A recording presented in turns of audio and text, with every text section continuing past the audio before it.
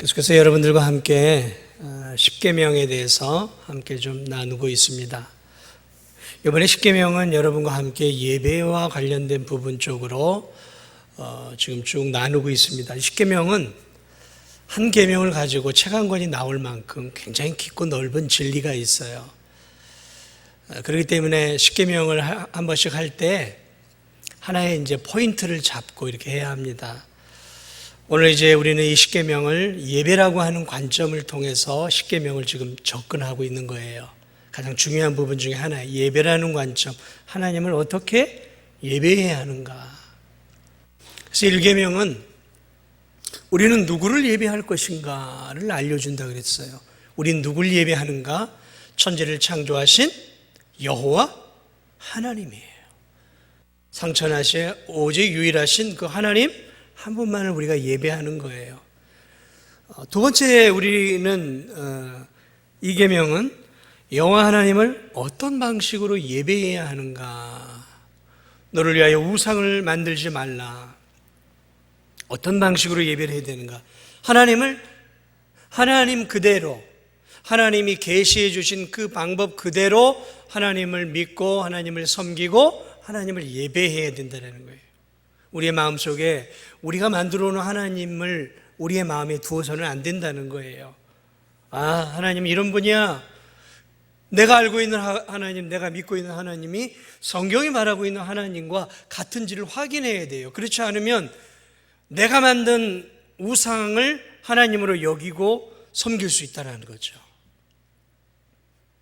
눈에 보이는 이러한 우상단지만이 아니라 내 마음속에 하나님의 형상이 온전한지를 확인을 해야 되는 거예요. 바르게 예배를 드려야 돼요. 그래서 하나님이 계시해 준 방법 가운데서 예배와 찬송과 이 모든 것들을 드려야 한다는 것이죠. 오늘 이 3계명이죠. 오늘 이 3계명은 어떤 마음으로 우리가 예배를 해야 되느냐라는 거예요. 어떤 마음으로 우리는 하나님 앞에 예배를 드려야 하나님이 우리의 예배를 기뻐 받으시냐라는 것이죠. 오늘 3계명, 여호와의 이름을 망령되이 일컫지 말라. 이것은 우리가 어떤 자세로 하나님께 예배를 드리느냐에 따라서 여호와 하나님을 망령되게도 할 수 있고 또는 우리가 하나님을 영화롭게 할 수도 있다는 거예요. 여호와의 이름을 망령되게 할 때 이름과 하나님은 같은 의미예요. 그러니까 우리가 예배를 드리고 하나님을 믿는다고 하지만 경망스럽게 하나님을 예배할 수도 있다는 것이죠. 그래서 그 부분 바른 자세죠. 오늘은 이 바른 자세를 함께 나눠보고자 합니다. 자, 문 53번 3계명은 제가 문을 하면 답을 하세요. 3계명은 무엇입니까? 시작.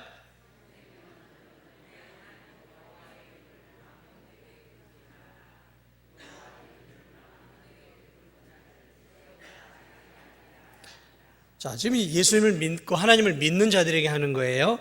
자, 문 54 볼까요? 3계명이 요구하는 것은 무엇입니까?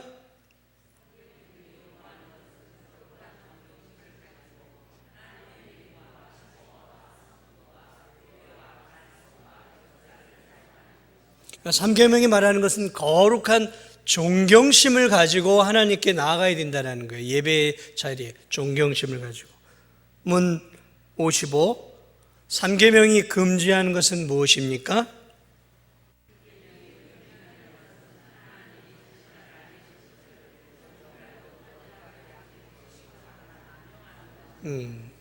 자, 계속해서 문 57. 3계명을 주신 이유는 무엇입니까?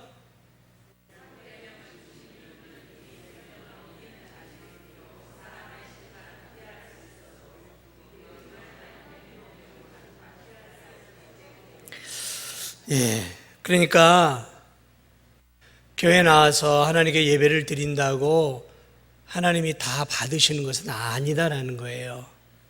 하나님이 원하시는 예배의 방식이 있을 뿐만 아니라 하나님이 받으시는 마음 자세가 있다는 거죠. 마음 자세. 오늘 이렇게 예배 자리에 나왔지 않습니까? 어떤 마음 자세로 지금 우리가 예배를 드리느냐에 따라서 하나님이 우리의 예배를 기쁨으로 받거나 아니면 그것을 경거망동하게 보실 수 있다는 거예요. 자, 오늘 이 성경은 우리에게 여호와의 이름을 망령되이 일컫지 말라 그랬어요. 그래서 이름과 하나님의 영광을 지금 연결을 시켜놓고 있는데, 여러분, 이 하나님은 우리에게 자신의 이름을 가르쳐 주셨어요. 자신의 이름을. 그러니까 이름이라는 거, 여러분도 이름이 있고 저에게도 이름이 있어요. 그 이름이라는 것은 그 사람의 고유 명사고 그 사람이 어떤 사람인지를 알려주는 것이죠. 우리가 이제 살다 보면 이제 조금 직위를 갖게 되어지면 뭘 갖고 다니냐면 명함이라는 것을 가지고 다녀요. 그래서 이 명함을 가지고 다니다가 이렇게 서로 이제 모르는 사람끼리 또 이렇게 친분을 쌓기 위해서 이렇게 인사를 하면서 이제 명함을 건네줍니다. 그러면 이제 그 명함을 이제 받아요. 이제 명함을 보면 뭐가 있냐면 이름이 있고 이 사람이 어떤 직위와 어떤 사회적인 그런 포지션에 있는지 또 어떤 삶을 살아왔는지를 대략 볼 수 있어요. 그래서 명함을. 그래서 그 명함을 통해서 우리는 뭘 하게 되냐면 이 사람이 어떤 사람인가를 알 수 있단 말이죠. 여러분도 명함을 갖고 계셔요? 예. 저도 교회에 왔더니 명함을 만들어 주더라고요. 근데 이만큼 줬는데 거의 쓰지 못하고 그만큼 비슷하게 있어요. 뭐 명함 줄 사람이 몇 명 없어요. 이 명함, 여러분, 저도 많은 명함을 받아요. 이렇게 뭐 인사하고 이렇게 하면서 명함을 주면서 뭐 잘 부탁드립니다. 뭐 이런 거죠.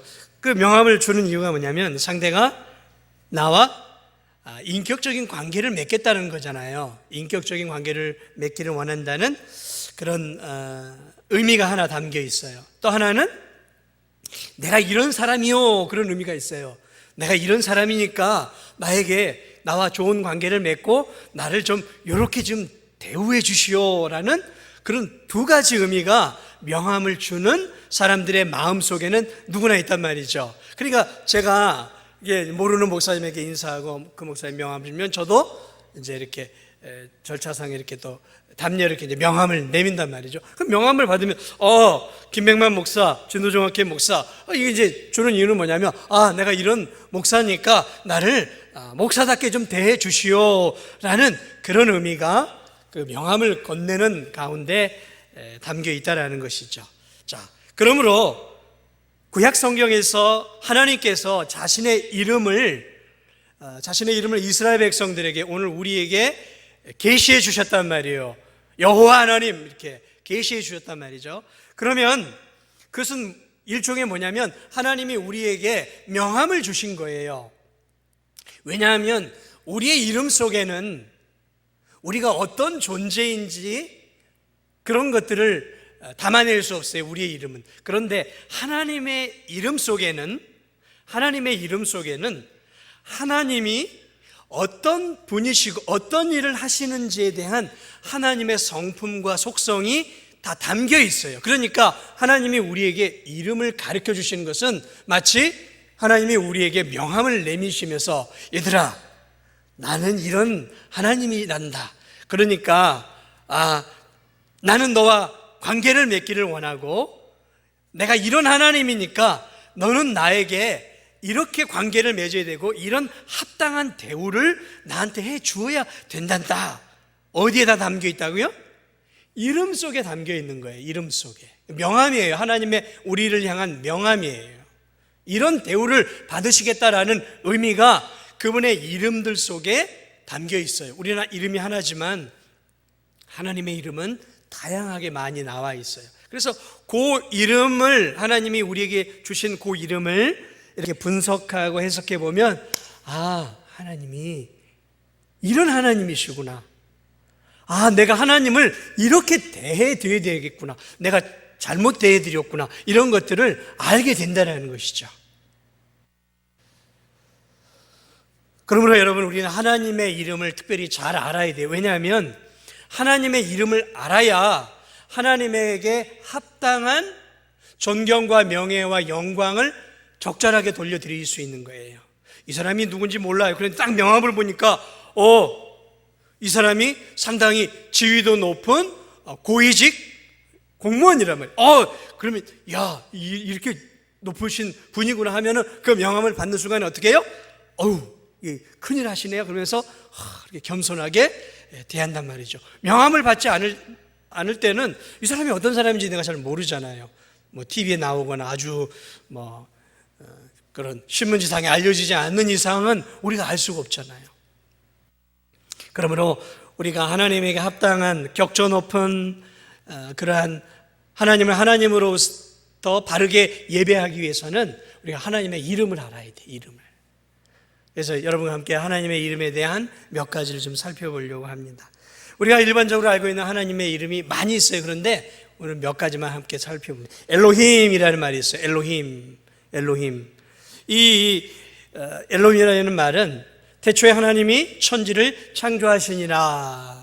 이 창세기 1장 1절에 나오잖아요. 태초에 하나님이 할 때 여기서 이 하나님이 언어로는 엘로힘이에요. 엘로힘이라는 의미입니다. 그러니까 이것은 뭐냐면 창조의 하나님이라는 의미가 있어요. 전능하신 창조의 하나님. 태초에 하나님이 천지를 창조하시느라 할 때 이 하나님 엘로힘이라는 의미는 창조의 하나님이에요. 그러니까 우리는 엘로힘이라는 의미 속에 하나님은 세상을 창조하신 하나님이시구나. 해와 달과 별과 공중에 나는 새와 바다의 어족과 이 땅에 움직이는 모든 아름다운 자연 만물과 우리를 누가 만드셨다고요? 하나님이. 그게 엘로힘 속에 다 들어가 있는 거예요. 창조의 하나님의 창조의 하나님. 나를 만드신 하나님이시구나. 나를 만드신 창조의 하나님이시구나. 그럴 때 우리는 그 하나님을 높여드릴 수 있는 거죠. 엘엘리온이라는 말이 있어요. 엘엘리온. 이것은 모든 피조물보다 지극히 높으신 분이, 가장 높으신 분이라는 말이죠. 지존하신 분이라는 거죠. 지존하신 분, 지극히 높으신 분. 하나님은 이 세상의 피조물과 비교할 수 없는 창조주로서 지극히 높으신 분이시구나. 엘엘리온, 그 속에는 하나님은 우리가 지극히 최고로 높여드려야 되는 하나님이시구나. 하나님은 우리에게 그걸 보여주신 거예요. 왜? 나를 지극히 높여다오. 그 의미가 담겨 있단 말이에요. 지극히 높여드려야 되는 거죠. 세상의 그 어떤 사람보다도 하나님을 지극히 높여드려야 되는 게 우리는. 엘샤다이, 이건 뭐냐면 전능하신 하나님이에요. 전능하신. 그러니까 못하시는 것이 없는 전능하신 하나님. 내 하나님은 크고 힘있고 능히 있어 못할 일 전혀 없네. 저는 이 찬송가는 아닌데 이 복음성을 너무 좋아해요. 전능하신 하나님, 못하시는 것이 없는 하나님이에요. 능력의 하나님이. 우리는 그 능력의 하나님을 찬양하는 거죠. 하나님은 모든 것들을 하실 수 있는 능력의 하나님이시구나. 엘샤다이. 엘올람이라는 말이 있어요. 엘올람. 이 말은 영원하신 하나님이라는 거예요. 영원하신 하나님. 그러니까 우리는 태어난 때가 있고 죽는 때가 하나님이 우리를 만들었다라는 피조물의 의식이 있는데, 하나님은 시작도 없고 끝도 없는 알파와 오메가가 되시는 영원하신 하나님. 영원하신 하나님. 영어 성경에 보면 I am who I am이라고 있어요. 나는 있는 그대로 있는 자이다. 그러니까 나는 이미 예전부터 존재해 있었고 그리고 여전히 존재해 가고 있다는 의미예요. 영원하시다는 거죠. 세상에는 다 유통기한이 있잖아요. 태어나고 소멸하는 그런 것들이 있잖아요. 근데 하나님은 영원하신 거예요. 영원하신 하나님. 우리가 섬기는 여호와 하나님은 영원하신 하나님이시구나. 자존하시는 하나님이시구나. 누군가가 이렇게 우리처럼 우리 만들어졌잖아요. 다 만들어졌잖아요. 그런데 만들어지지 않은 이미 영원 전부터 자존하고 계신 영원하신 하나님이시다. 엘올람, 그 말 속에 나는 영원한 하나님이다 라는 것들을 우리에게 가르쳐 주고 있어요. 그리고 이제 우리가 특별히 알아야 될 아주 특별한 이름이 있어요. 가장 많이 쓰는 이름, 여호와 하나님, 여호와 또는 여호와라고 부르기도 하고 또 야훼라고도 불러요. 근데 어느 게 정답이냐 이거 잘 몰라요 우리가. 왜냐하면 이스라엘의 히브리어 말에는 모음을 잘 쓰질 않아요. 그러니까 이 자음으로만 구성되어 있어서 이 사람들은 다 알아요. 그런데 이게 이제 모음으로 되어 있다 보니까 쭉 모음이 없다 보니까 자음만으로 되니까 이게 야훼인지 여호와인지 이게 잘, 그래서 이제 우리 이제 합통 측에서는 여호와 하나님, 뭐 다른 교단 가운데서는 야훼 하나님 이제 이렇게 사용을 하는데 여호와든 야훼든 같은 의미예요. 자, 이 여호와 하나님, 그래서 이 이스라엘 백성들은 이 여호와라는 이 하나님이 자신을 가르쳐준 이 이름을 함부로 쓰지 못했어요. 그래서 성경을 기록할 때 이 여호와라는 말이 나오면 성경을 이렇게 기록하고 이제 성경을 이렇게 쓰는 사람이 가서 손을 또 씻고 와요. 거룩하신 하나님의 이름을 쓰는데 내가 어떻게 함부로 쓸 수 있겠는가? 손을 깨끗이 씻고 지금 우리처럼 씻고 여호와 써요. 그리고 쭉 또 성경을 필사하다가 또 여호와가 나오면 또 가서 손을 씻고 와요. 그러니까 여호와라는 이름을 그들은 굉장히 귀하게 여겼어요. 그래서 이 여호와라는 이름을 함부로 쓰지 못해서 뭘로 이제 바꾸어 썼냐면 아도나이라는 말로 바꾸어 버렸어요. 아도나이라는 말은 주님이라는 주라는 뜻이에요. 함부로 하나님의 이름을 쓰고 말하는 것이 이게 부담스러우니까 그 단어를 아도나이라는 말로 바꿔서 주님으로 이렇게 바꿔서 성경에 이제 이렇게 기록해 놓고 있는 것이죠. 자, 이처럼 하나님이 이 말 동안 하나님은 스스로 계신 분이다라는 의미예요. 스스로 계신 분, 영원하신 하나님이다라는 뜻이에요. 여호와 이레 어디서 많이 들어봤죠? 여호와 이레. 아브라함이 이삭을 잡아 죽이려고 탁 하는데 아브라함아 저기 봐라. 저 위에 보니까 덤불 속에서 어린 양 한 마리가 걸려 있는 거예요. 여호와 이레. 여호와께서 준비하신다. 여호와는 준비하시는 하나님. 뭘 준비하시는 하나님이에요? 우리의 구원을 위해 어린 양을 준비하시고 우리의 구속을 준비하시는 그런 하나님이다. 여호와 이레. 여호와 라파. 출애굽기 12장 보면 마라에 그 물이 너무너무 써서 이스라엘 백성들이 물이 써서 먹지 못하겠습니다. 하나님이 모세를 통해서 이렇게 그 마라의 쓴 물을 단물로 바꾸어줘요. 그러면서 모세가 그러죠. 여호와 라파, 치료의 하나님이시다는 게, 치료의 하나님. 우리를 치료해 주시고 우리의 죄악을 치료하시고 우리를 싸매어 주시는 치료의 하나님, 여호와 라파. 여호와 니시. 르비딤에서 아말렉과 이스라엘 백성들이 전투했을 때 이스라엘이 승리한 후 모세가 제단을 탁 쌓아요. 제단을 세운 후 그 제단의 이름을 여호와 니시라고 해요. 여호와는 승리를 가져다 주시는 하나님. 여호와는 결국 승리하시고 여호와를 믿는 모든 자들은 궁극적으로 마귀와 사단의 세력에서 승리하게 될 것이다. 승리의 하나님. 여러분, 우리가 믿는 하나님은 패배 하나님이 아니에요. 어떤 하나님이에요?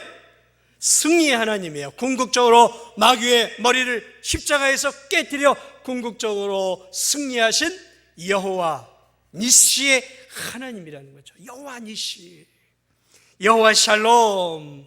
저 기드온이 제사를 드릴 때 여호와의 사자를 보았어요. 오라, 나는 죽었구나, 하나님을 만났구나 하고 이게 두려워할 때 걱정하지 말아라, 내가 너를 죽이려고 만난 것이 아니다 하고 기드온을 위로해요. 그래 이 기도는 이것은 여호와 샬롬, 여호와는 우리에게 평강을 주시는 하나님이시다.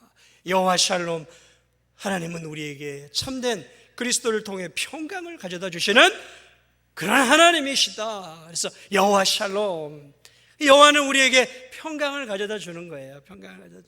여호와 츠드케누. 예레미야 23장 6절을 보면 예레미야가 예언을 통해 하나님이 이스라엘 백성들에게 이야기를 해요. 그러면서 하나님이 뭐라고 얘기하면 나는 공의의 하나님이다. 이스라엘 백성들을 예레미야를 통해서 이스라엘 백성들을 심판하시는 심판의 메시지를 주셔요. 너희 이스라엘 백성도 유대 너희도 결국 바벨론을 통해 망한다, 망할 것이다 가르쳐주면서, 왜냐? 나는 죄를 벌하는 공의로운 하나님이다. 나는 공의로운 하나님이다. 벌을 내리고 심판하는 공의, 불의를 그냥 보지 않고 그저 지켜보는 하나님이 아니라 나는 공의롭게 판단하는 여호와 치드네크의 하나님이다. 여러분, 이것이 하나님이 이 성경을 통해서 자기 자신을 우리에게 드러내신 거예요. 명함을 우리에게 던져주신 거예요. 나는 여호와 치드네크, 나는 샬롬의 하나님, 나는 여호와.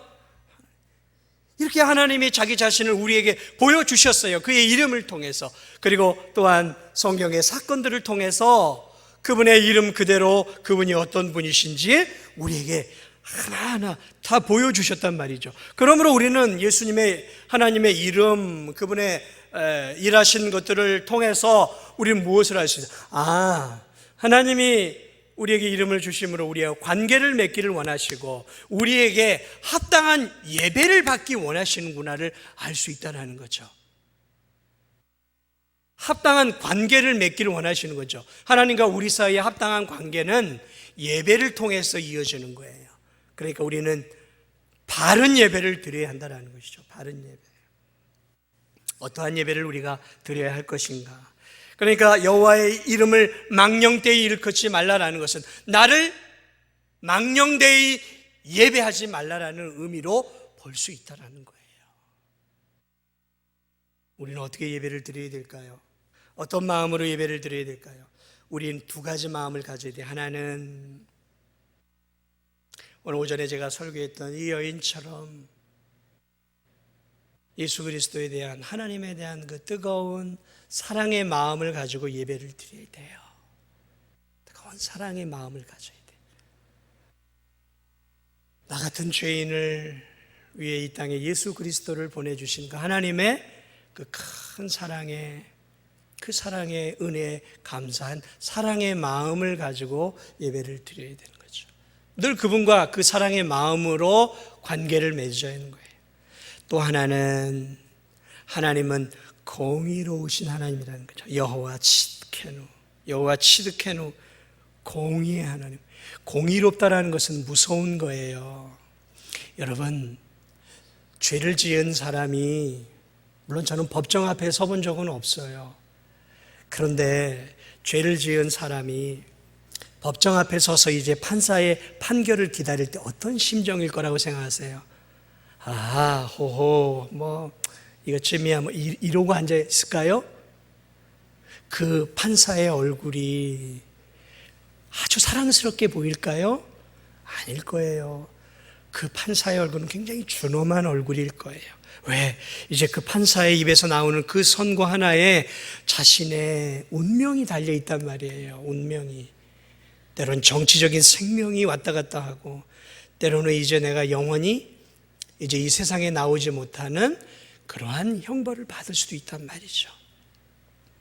그럴 때 이 죄인이 판사를 어떻게 대할까요? 두렵고 떨리는 마음으로 그 판사 앞에 서는 거예요. 우리가 하나님의 자녀가 되었지만 우리는 이 땅에서 여전히 죄를 짓고 살아가요. 자녀이지만 여전히 죄가 있어요. 그러므로 거룩하신 하나님 앞에, 거룩한 하나님 앞에 피조물인 우리들이 경망스럽게 하나님 앞에 가서는 안 되는 거죠.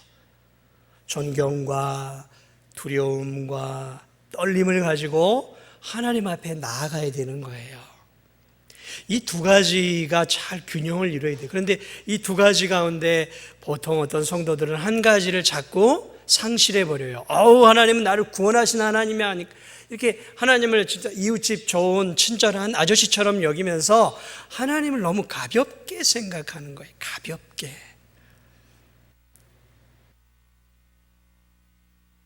여러분, 하나님은 가볍게 대할 분이 아니에요.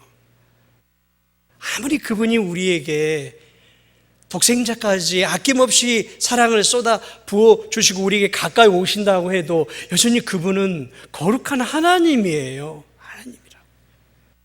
그러므로 그분 앞에는 우리는 언제나 경외 떨리는 마음으로 그분 앞에 나아가 예배를 드려야 하는 거죠. 반대로 어떤 성도들은 하나님이 늘 공의로운 하나님이 좀 무서워요. 하나님이 좀 거리감이 있어요. 이런 사람들은 하나님을 좀 이렇게 가까이 가지를 못해요. 기도도 그렇고 삶도 그렇고 하나님과 친밀한 관계를 맺질 못해요. 친밀한 관계를. 늘 하나님은 좀 엄하게 나를 이렇게 대한 그 아버지처럼 좀 이렇게 조금 이렇게 멀리 떨어져 있어서 이렇게 좀 거리감을 두는 거죠. 아빠하고 이렇게 좀 달려가는 그런 게 없는 거예요. 그러니까 그런 성도는 오랫동안 신앙생활해도 늘 하나님이 거리감이 있어요. 그건 중요해요. 그러나 그 사랑의 하나님과 친밀한 관계를 또 누리는 것도 필요하단 말이죠. 마음과 마음이 오고 가고 내 마음을 물처럼 하나님 앞에 쏟아내고 그 하나님의 그 뜨거운 사랑을 경험하는 친밀한 하나됨의 그 사랑의 그런 것들이 있어야 된다는 거죠. 이 두 가지가 균형을 이루어야 한다는 이 두 가지 마음으로 우리가 하나님을 대해야 되고 하나님께 예배 자리에 나아가야 되고 관계를 그렇게 가져가야 되는 것이죠. 그래서 저런 천주교 같은 데를 보면 천주교나 이런 캐톨릭이나 저런 어디입니까? 영국의 성공회, 러시아의 러시아 뭡니까? 국교 그런 데를 보면은 거기에는 사랑의 하나님이 없어요. 엄숙해요. 이 교회 건물을 보세요. 첨탑이 쫙 하늘까지 솟아 있잖아요. 얼마나 엄숙하고 얼마나 저기 합니까? 그 안에 이렇게 가보지는 않지. 그 안에 으리으리한 그 막 경외감이 막 하나님과 우리 사이가 막 하늘과 땅 차이처럼 느껴지는 그 거룩하신 하나님 앞에 아주 두려워 떨며 나가는 거죠. 의식, 형식, 이게 캐톨릭이나 이런 데가 그런 거예요. 하나님은 굉장히 높고 엄숙한 그런 하나님으로 이런 러시아 종교회나 영국의 성공회라든지 또는 캐톨릭이라든지 이런 데는 그렇게 분위기를 잡아가요. 엄숙하고 장엄하고 장중한 예배를 드린단 말이죠. 그런데 이 다른 하나는 또 뭐냐면 반대로 이게 하나님을 너무 좀 가깝게 생각을 하는 거예요. 지난 시간에도 얘기했지만 하나님 중심의 예배가 아니라 인간 중심의 예배로 전락해버리는 거죠. 그래서 하나님에 대한 경외와 두려움이 없어요. 그래서 막 예배 시간 11시 예배 시간에 먼저 막 이렇게 악단이 나와가지고 막 10분 찬양을 하는데 이게 악단이 나와가지고 막 분위기를 이끌어가요. 예배 형식이 없어요. 그냥 그렇게 막 가다가 갑자기 어느 사람이 나와가지고 간증도 하고 또 갑자기 뒤에서 동영상이 나와서 5분짜리 동영상이 쏘아지고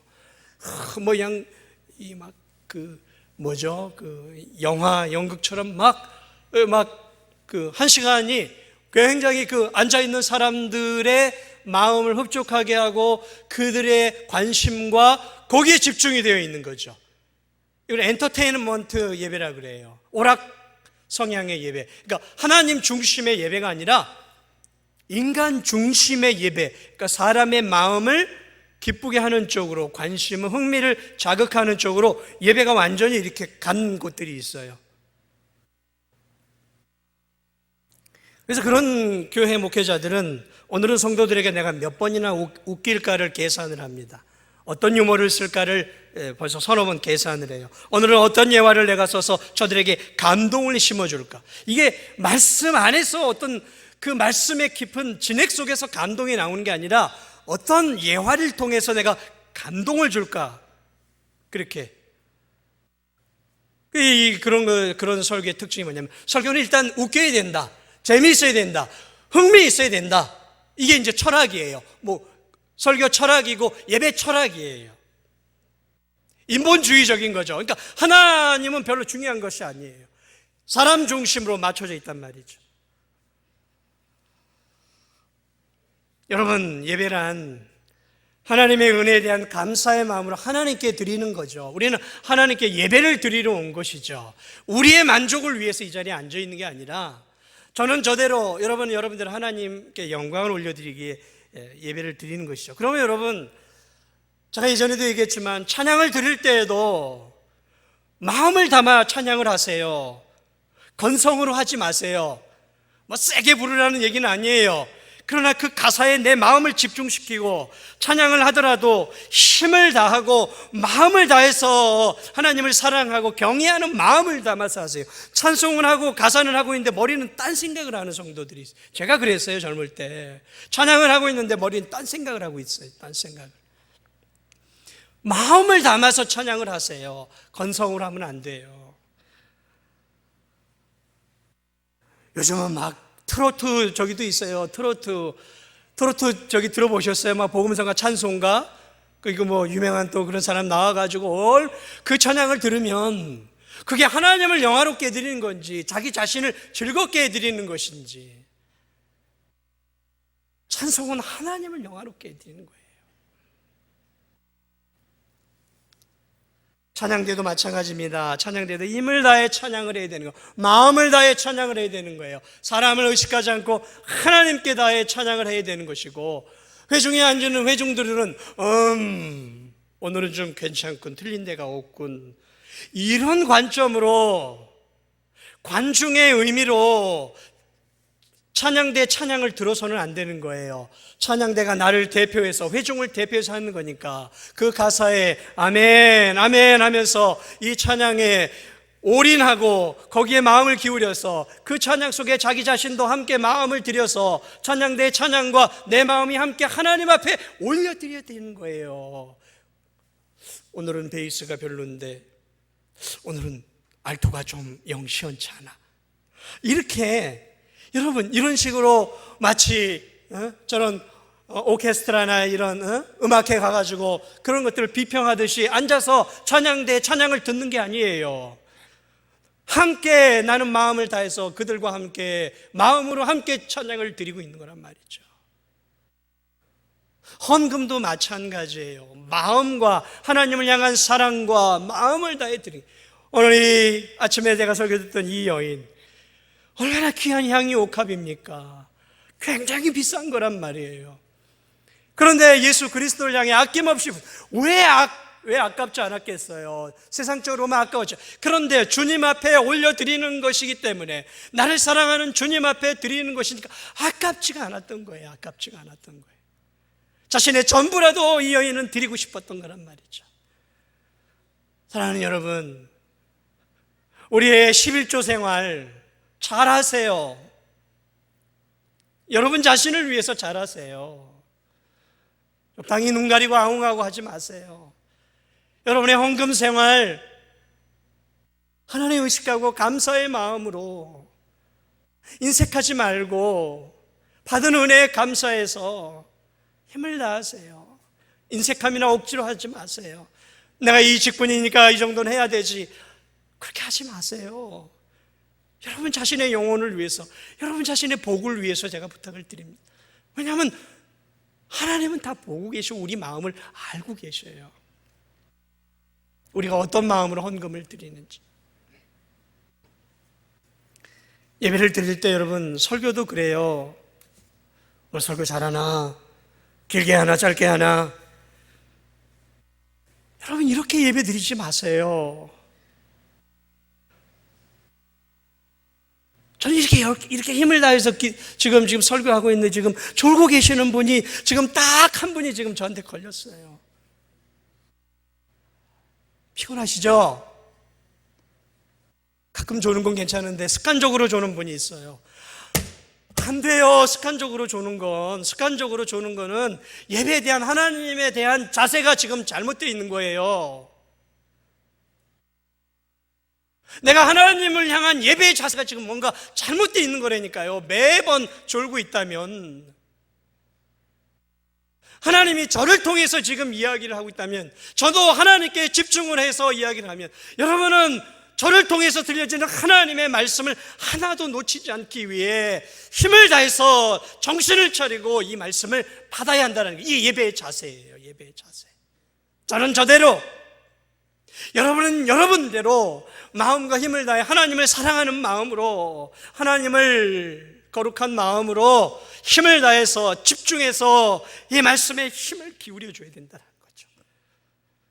저는 저대로, 여러분은 여러분대로 이렇게. 그래서 우리의 예배가 하나님께 올라가고, 그렇게 사랑과 존경과 경외함을 담은 그 예배를 하나님이 받으시는 거예요. 예배 자리에 나온 건 너무너무 고맙고 감사해요. 졸더라도 교회에서 졸으세요.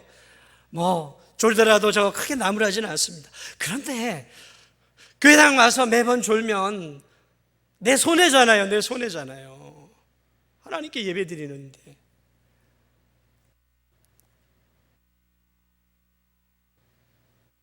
말씀을 마무리합니다.